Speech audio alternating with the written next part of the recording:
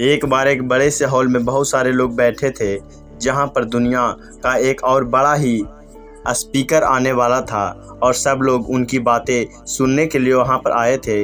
लगभग 10 मिनट के बाद वह स्पीकर स्टेज पर आ जाता है और वह बोलता है कि अगर आपने मेरी बात ठीक से सुन ली और समझ ली तो आपकी ज़िंदगी पूरी तरह से बदल जाएगी।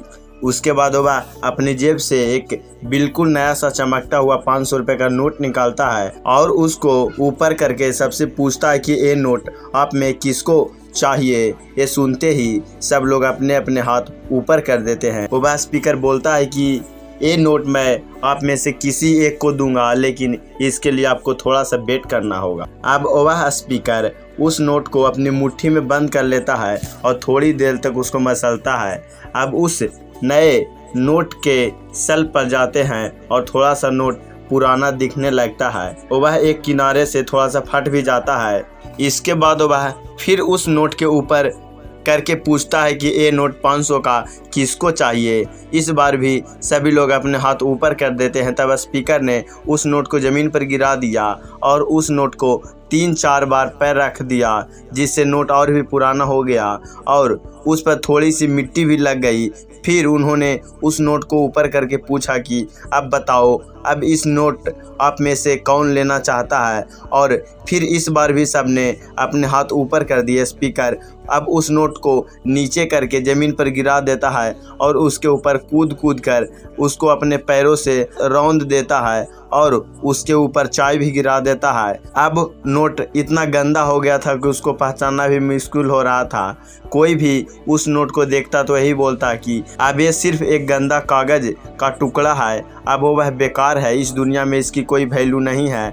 स्पीकर ने इस बार फिर से उस नोट को उठाया और ऊपर करके पूछा कि अब इस नोट को कौन लेना चाहता है। और इस बार भी सबने अपने हाथ ऊपर कर दिए। कितना भी गंदा, पुराना, मिट्टी में सना हुआ, चाय का दाग लगा हुआ हो, लेकिन अभी भी वह 500 रुपये का नोट ही था। ज़िंदगी में कई बार बड़े बड़े झटके देती है।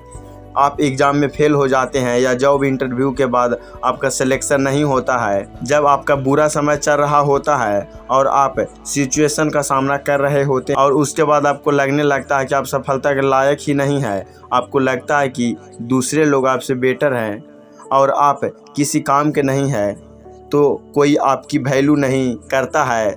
हमेशा याद रखो कि इससे कोई फ़र्क नहीं पड़ता है आपने कितनी बार सिचुएशन का सामना किया है, आप ज़िंदगी में कितनी बार फेल हुए हैं। आपकी वैल्यू हमेशा वही रहेगी जो पहले थी। उसके बाद आपके पास कुछ खास है जो दूसरों के पास नहीं है और ये भी आपसे कोई छीन नहीं सकता है। अब आप सक्सेस नहीं मिलने से आपकी वैल्यू कम नहीं हुई है। आप अभी भी अपने बारे में कितना लो फील कर रहे हैं, उससे कोई फर्क नहीं पड़ता है। लोग आपको अच्छे से समझते हैं, लोग आपको वैल्यू उतना ही मानेंगे जितना लोग पहले मानते थे।